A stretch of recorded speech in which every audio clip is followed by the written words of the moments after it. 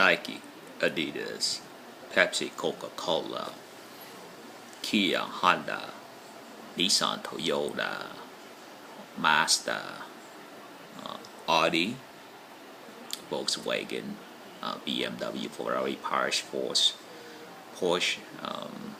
GMC, and Ford. Those are all the brands that I make fun of. So a couple things.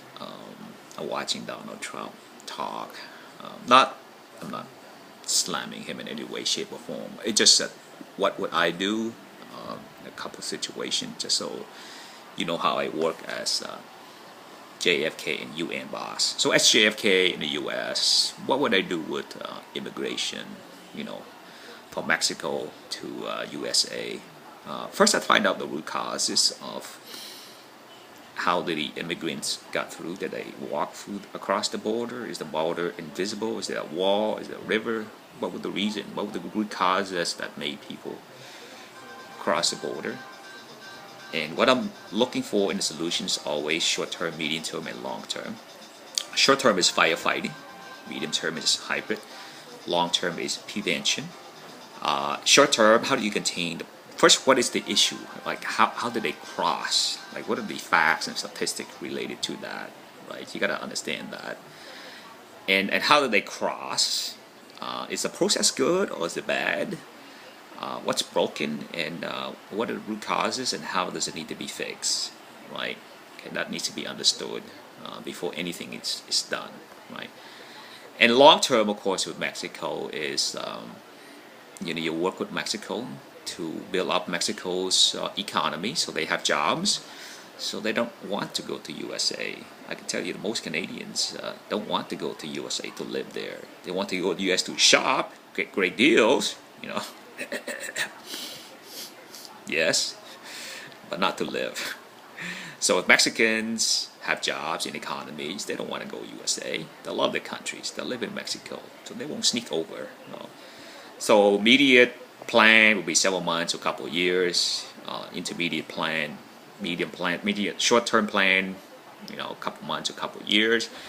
Medium-term plan, a few years to 5 years. Long-term plan, 5 to 10 years. Right? So Mexicans have money and jobs. They don't. You're going to see most of them. They don't really want to go to the U.S. at all. So that probably will go away 5 to 10 years. Right? So how would you build an economy in Mexico? How about low-cost labor, right? Work with them on low-cost labor instead of going to China, go to Mexico. You have so many advantages. Getting stuff from Mexico is just 1 to 2 days away, right? As opposed to China, 1 to 2 weeks away or 1 to 2 months away. So it's just-in-time production as you need it. The parts get there and there's no delays, right? You don't have to fly things, what you pay a lot of money for.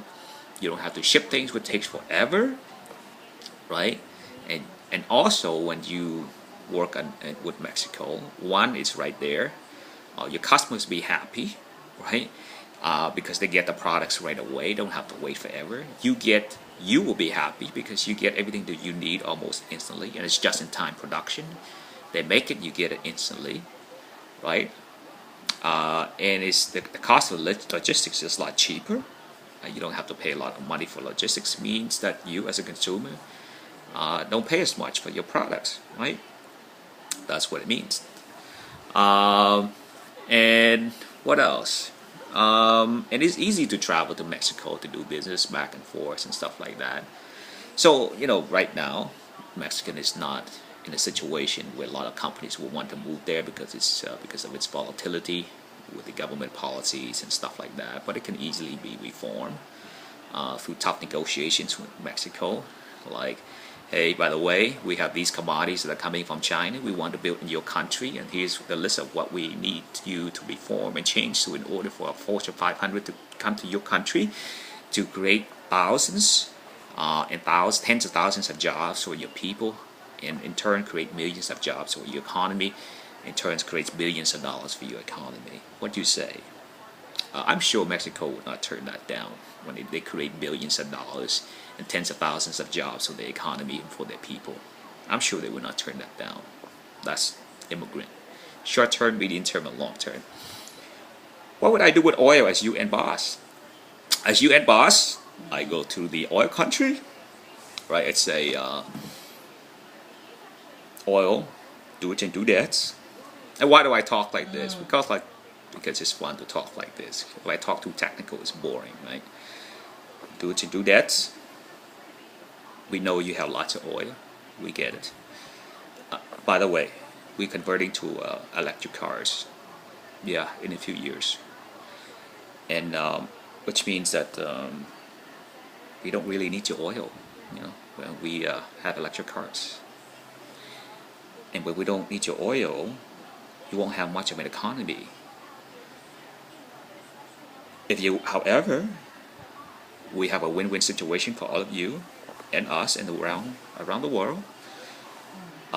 We implement a global oil policy where you follow the oil law and policy to regulate the supply and demand of oil and price it accordingly.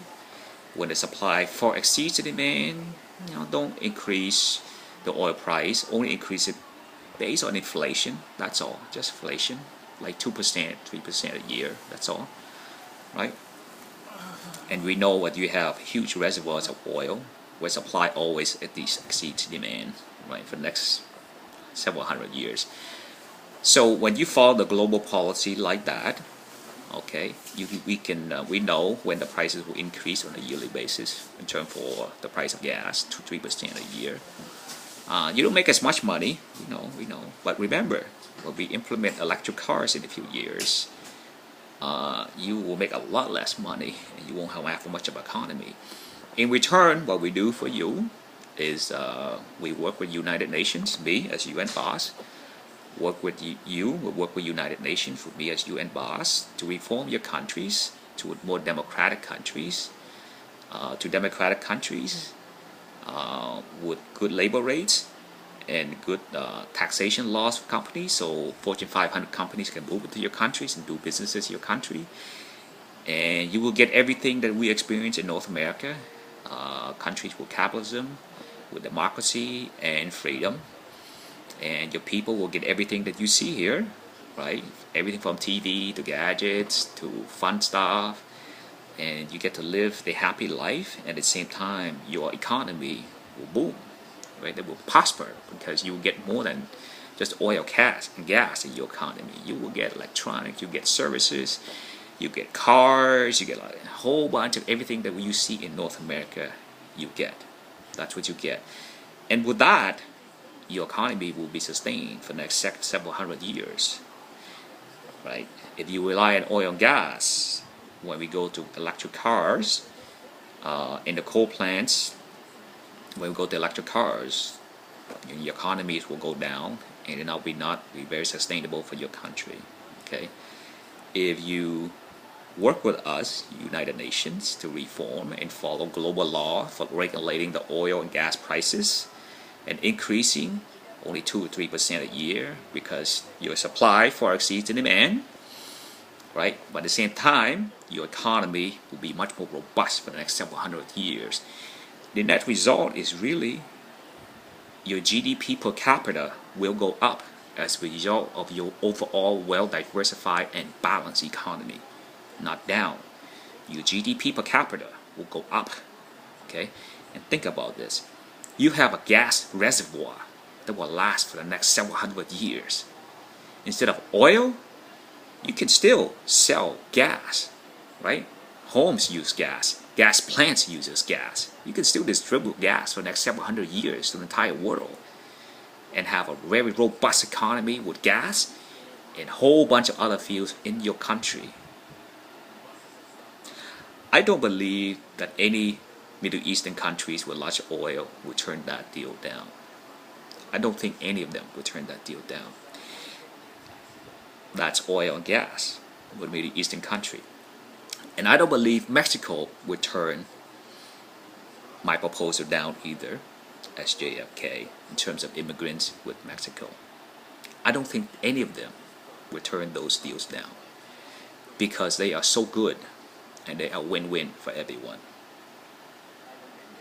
That's what I would do as JFK and UN boss, with immigrants from Mexico and oil from the Middle Eastern countries.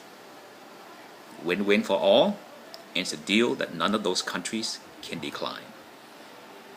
Too good to decline. That's what it is.